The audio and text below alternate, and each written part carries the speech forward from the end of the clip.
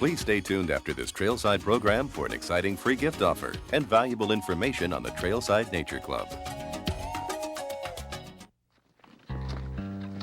277 miles long, up to 18 miles wide, and a mile deep, the Grand Canyon has been called an inverted mountain range.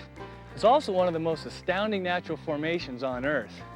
Perhaps one of its best kept secrets is right here, the North Rim, especially in the winter when the roads close by deep snow. A few hardy souls do make their way through and find some of the best cross-country skiing around. Hi, I'm Peter Whittaker, and I'll be joined by the only American to win an Olympic cross-country skiing medal as we hit the trails to the Grand Canyon and make our own adventure on Trailside. Trailside is brought to you in part by Chevy Blazer. Next time you're having fun outdoors, make sure Mother Nature has a good day too.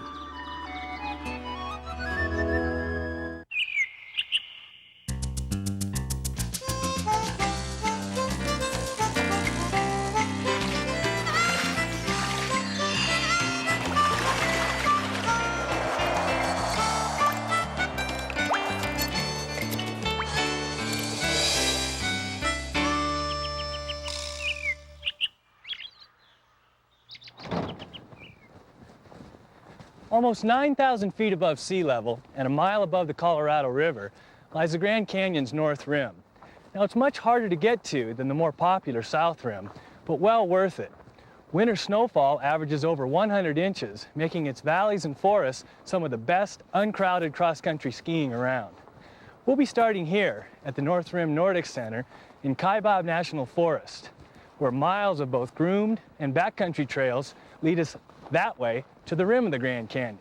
Now, the beauty of this trip is a chance to see the canyon with very few tourists and lots of unspoiled wilderness.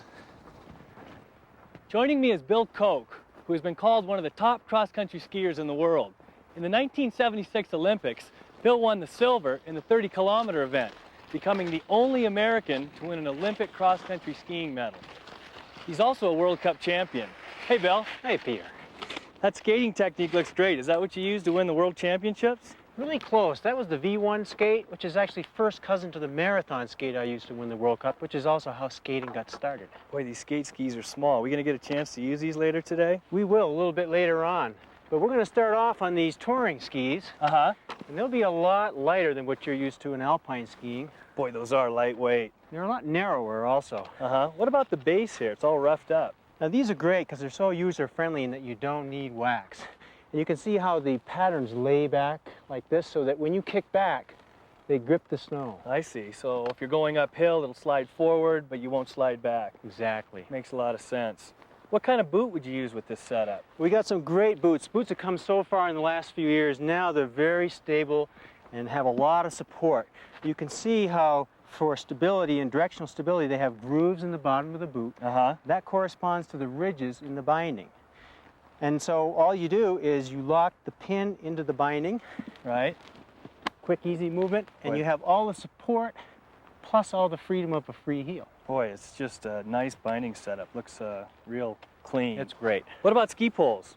Now, ski poles, again, they're going to be different from alpine skiing that you're used to. They're a lot longer, all the way up to the top of your shoulder. Because we use our upper body, we need a longer pole to propel ourselves forward down the track. All right, well, I know about ski poles. Just go right through the top with the grip. Hold on there, Peter. What you want to do is come up from underneath that loop like this. Okay. And then grip the pole. Right. And we have a tight pole strap. That allows us to totally let go of the pole at the end of our poling action. Oh, I see. And that gives us a lot more power and therefore a lot more glide. That's great. It just kind of hangs out there. That's right. How about these baskets? I don't think I've ever seen a basket quite like that.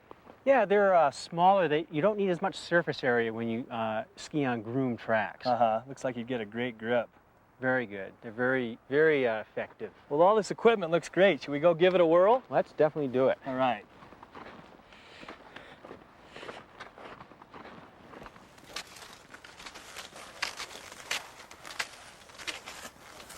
This feels just like hiking, Bill. It is. It's a lot like hiking.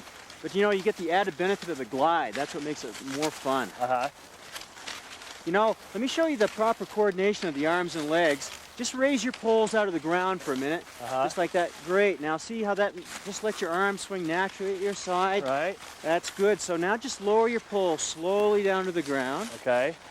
Good, good. That's the right timing right there. Yeah, that feels better. Real rhythmic. Right. Now all you have to do is raise your poles back up. Anytime you lose that rhythm, just raise your poles back up. Now should I have a lot of weight on the front leg here? That's exactly what you want. A full weight shift, total weight commitment on that forward gliding leg. Okay.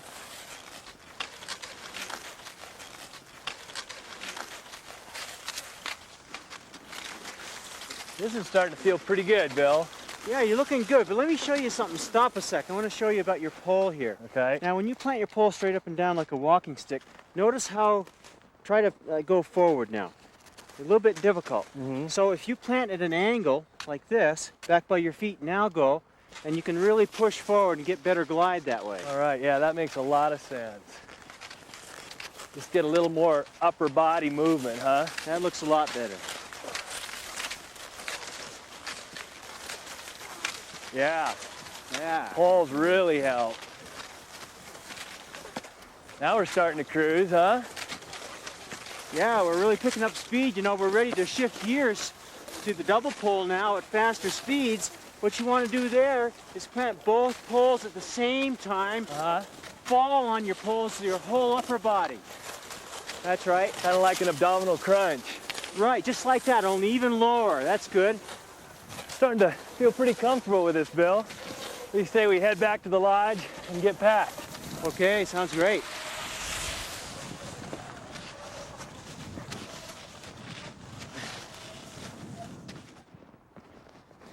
You know, usually on an overnight winter camping trip, you have to carry tremendous loads. Sleeping bags, fuel, food, it all adds up to a lot of weight. But tonight we'll be staying in a yurt, so we'll be able to carry lighter packs. We got it made because the lodge is carrying all that stuff, including that skating gear I was showing you earlier. Great. Some items we will have with us today, insulating layers for both the upper and lower body.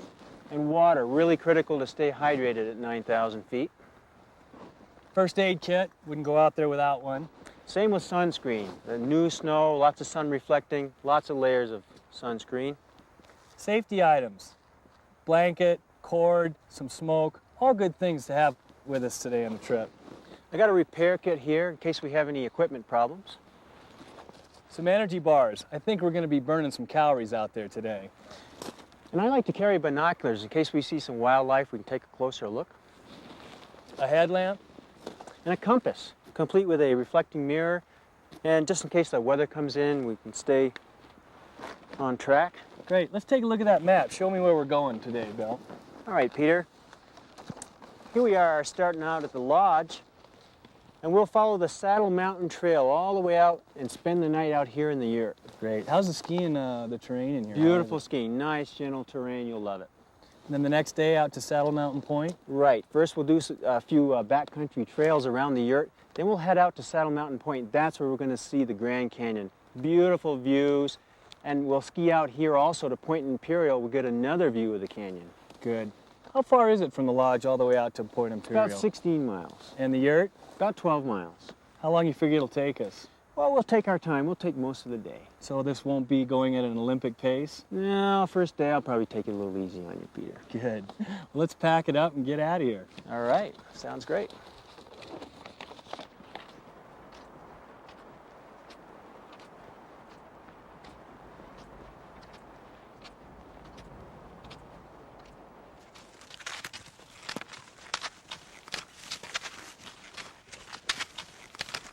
One of the nice things about the North Rim ski area is there's such a wide variety of terrain that makes it really great for all ability levels. And as we come into this hill here, Peter, we want to shorten up our stride and relax a little bit, cut the pace back. Kind of like mountaineering, be a little more efficient on the uphills. Exactly. Actually starting to slip out just a little bit here, What Bill. you want to do is just go into a wedge now, dig your inside edges in. That's called a herringbone. And the steeper the hill gets, the wider you want to have that wedge be. All right, that works great. So this is a pretty low gear for going uphill. Yeah, it is. You know, the only lower gear than this is the side step, but you won't use that unless it gets really steep.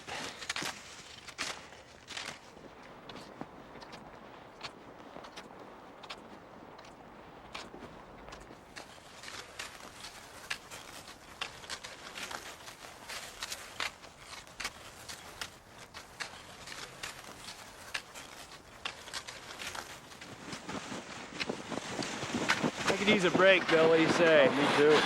That was a good section. That was a tough uphill section there. You figure 2-3 miles? Yeah, I bet it was, all of that. I'm gonna grab a bite, something to drink, maybe even throw on another layer here too. Yeah, we might as well stop for a little bit. It'll be cooling off. The layer would be good. How's the next section?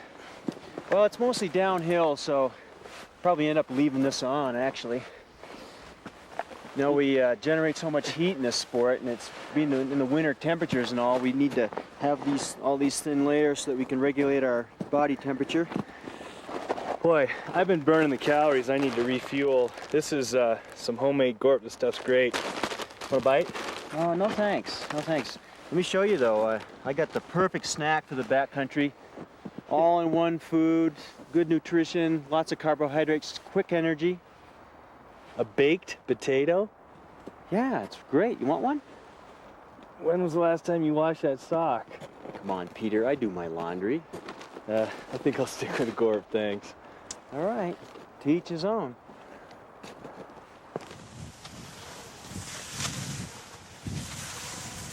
All right, little hill up here. Yeah, hey.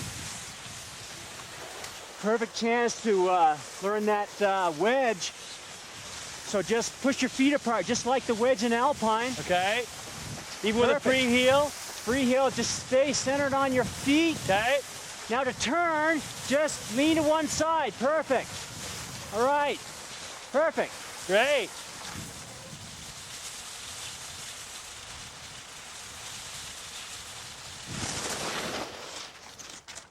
Now that's a big hill. That's a good one, you know, and you can't see the bottom. So I think we'll play it a little bit cool at first, till we can. Try this half wedge here with 1 foot in the track. All right. And one out to the side. Just control your speed. Perfect, perfect. There's the bottom. All right, let her rip.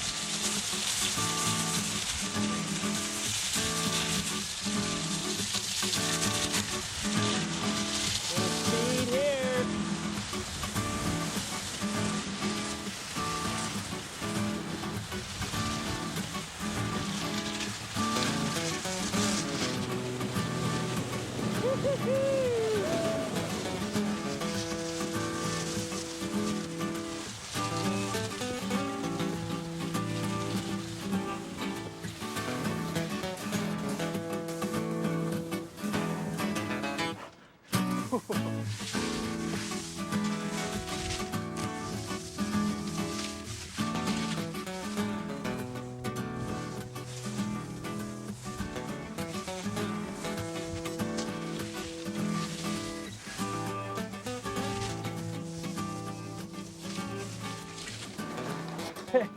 What do you call that? Ooh, that was a sweet shortcut.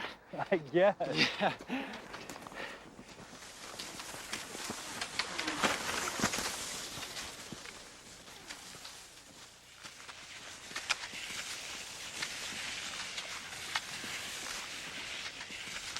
Hey, there it is. Home sweet home. Those Mongolian yak herders sure had it figured out, didn't they? Yeah, these yurts are great. The old herders use yak skins and poles to basically build a winter structure that they could move around. It's really the ultimate in winter camping. Hey, here's those skate skis they promised us. Oh good, they made it out, huh? Yeah, check them out. We got the smooth base on them so that we can glide wax them for more speed. Uh-huh. And then these two grooves, they help the ski go straighter while you're skating. I noticed the tip is much lower profile. Yeah, yeah, and it's stiffer too. Gives you better push off on the skate. Well, should we give them a whirl?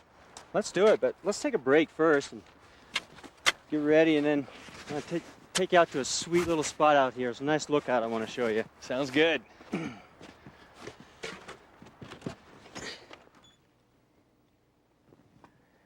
Well, I tell you, this is some meal here, Bill. Yeah. We were spending the night out in a tent tonight, and I was doing the cooking. It definitely would not look like this. Oh, it's great being pampered like this, isn't it? I think we deserve it. We do. Hey, all the years of your competing, is there any one experience that stands out in your mind? Yeah, I got a great story. You know, the last race of every Olympics is the real toughest one, the 50K. Well, the same Olympics I won the silver medal in, I was having a really great Olympics. I'd had top results all the way through, so I was ready to win one, really. But it was the 50K. I'd never raced that distance before because it was my first year as a senior racer. So I went out really too fast. Too hard? Yeah, and I was even leading the race most of the time, and thought, oh boy, I'm going to bring this one home, you know. And then, sure enough, I hit the wall at about 40 Ks. Whoops. And I had just passed the big Finnish racer, Juha Mieto, one of the greatest Finnish racers of all time. Big guy, 6'6", huge guy. And right after that, I bonked. Just went under, and I was just stumbling up the biggest hill out there. And I don't think I was going to make it. Really? It was a really big hill. I was totally delirious, didn't know where I was. And then all of a sudden I felt this big hand on my back.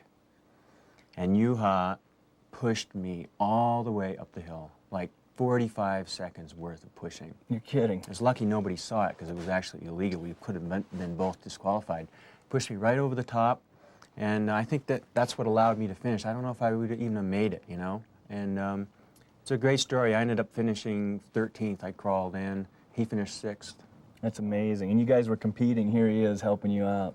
Yeah, it's amazing. You know, it's kind of how the sport is. You know, there's really a great amount of respect between the athletes in my sport. It's a great moment.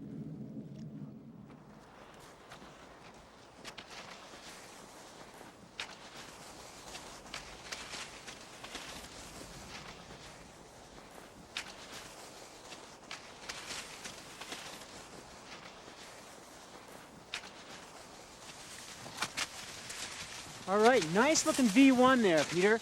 You got 3 points of contact, hitting the snow at the same time, your 2 poles and your dominant foot. Good. Feels a little bit like inline skating. Yeah, a lot of similarities.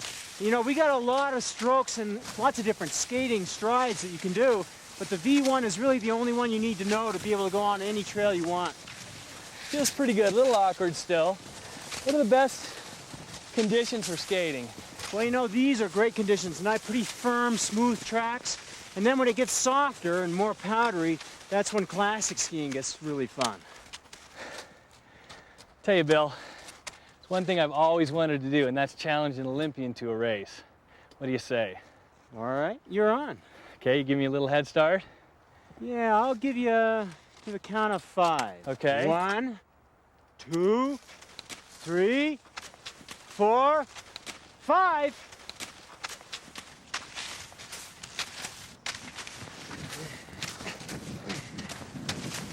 Hop, hop. Whoa!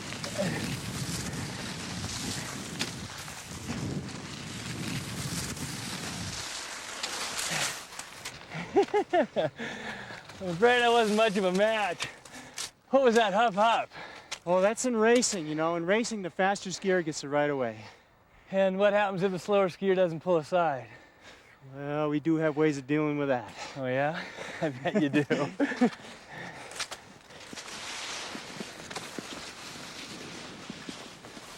So, Bill, when did you first start cross-country skiing? I started as an alpine skier and then ski jumper at age 6. And then around 7 or 8 years old is when I started cross-country. But my brother and I used to ski to school and back every day, and we use skis as our transportation. Basically backcountry skiing every day, no trails. Blazing your own, huh? Yeah, pretty much.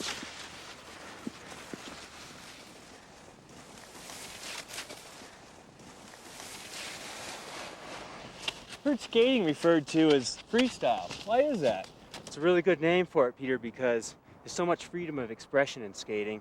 But, you know, rather than talk about it, let me just show you. Great.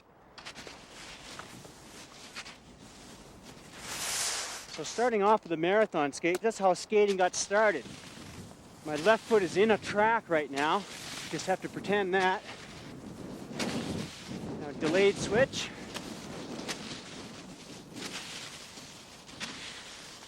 Now we're coming into a hill. We'll go back into the V1. Norwegians call this paddling.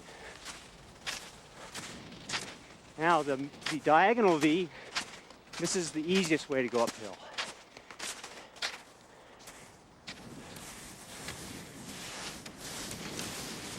Now the knoll pole skate is the fastest one.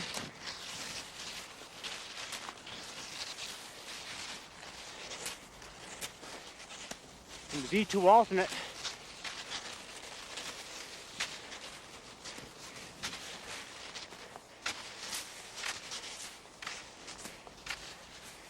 V2 alternate again.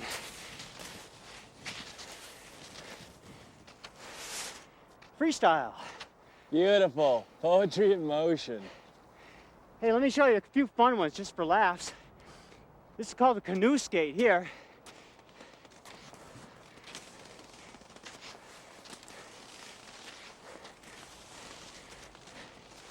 And then this one here is called the frog.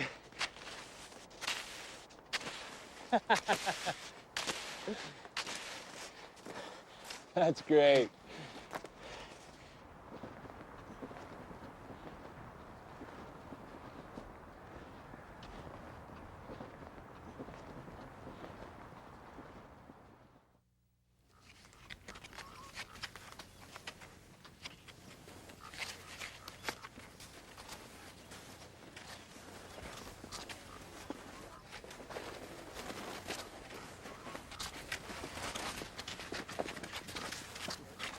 Whoa. Whoa. Definitely working a little harder out here, Bill. Yeah, it is a little harder in the back country. Shorter strides help, but technique's about the same as in the tracks. Okay.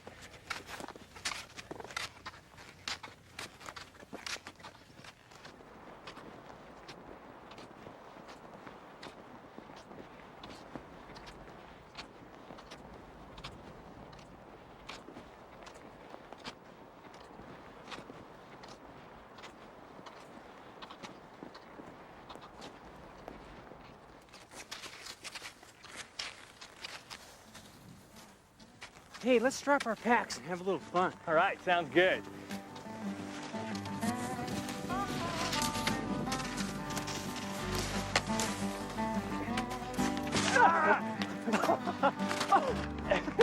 You're it.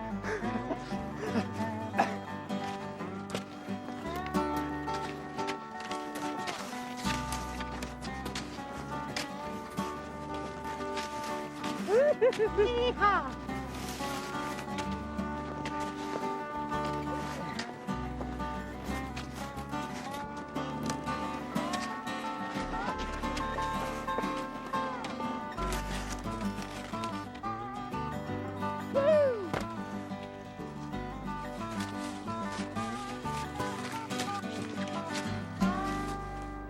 We're close.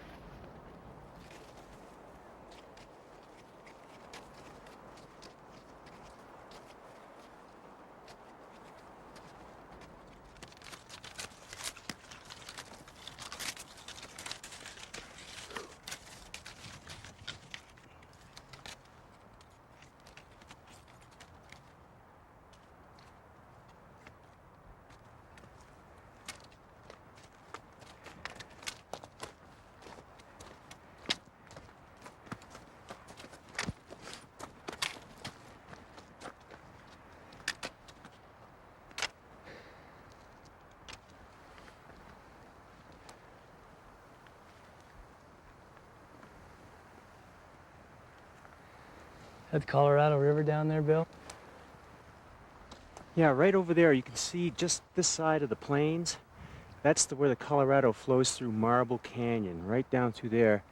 And right over there you can see that other canyon. That's where the Little Colorado comes in. Uh-huh. And where they join, that's where the Grand Canyon starts and just continues all the way out to the southwest. I think I remember reading somewhere the canyon was formed almost 5 million years ago. It was, and it was all by erosion.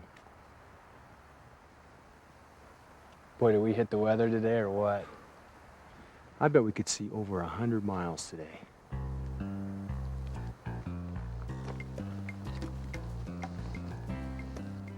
winter, with its vibrant colors and clear air, is perhaps the best time of the year to visit the North Rim and arrive at what is simply the most monumental chasm on Earth. Bill and I had a great couple days, some laughs, some falls, and terrific skiing. We're going to continue exploring the rim before heading on back. So we'll see you on the next Trailside.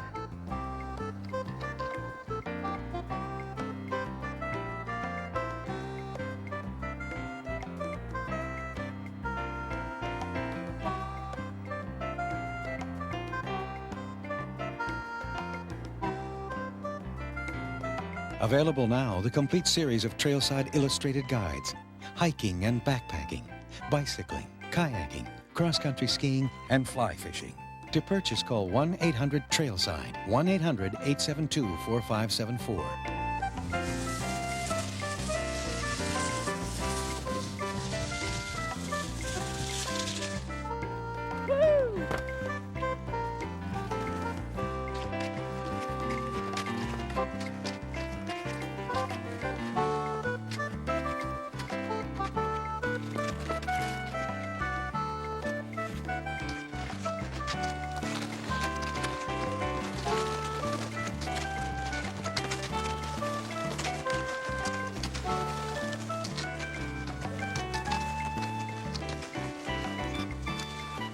But I just love the sense of freedom I get from this, and being out in the backcountry and, you know, making your own trails, that sense of freedom and adventure, that's what I really live for out here.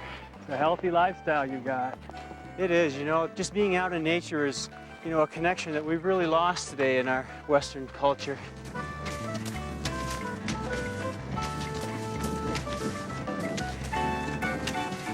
Hop, hop! The home video of this program, as well as other programs in the Trailside series, is available for $19.98 plus shipping and handling by calling 1-800-TRAILSIDE, 1-800-872-4574. Trailside is brought to you in part by Chevy Blazer. Next time you're having fun outdoors, make sure Mother Nature has a good day too.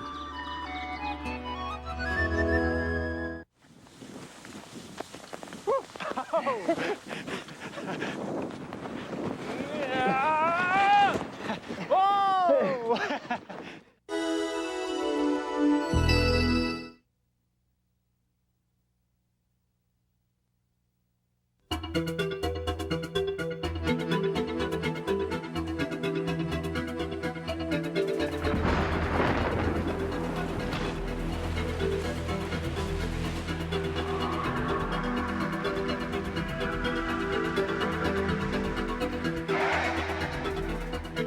Chevy Blazer, the only sport utility vehicle with a driver control system. It's nice to know it's there. Trailside, the longest-running outdoor how-to television series, invites you to join the new Trailside Nature Club. Call the number on your screen and join today, and you'll receive a free Trailside guide or an award-winning video. Call now and receive a full-year subscription to the outdoor magazine of your choice. Up to 50% savings at over 1,400 hotels, airline discount coupons, discounts on gear and gear repair, and much, much more. The Trailside Nature Club. Become a member today.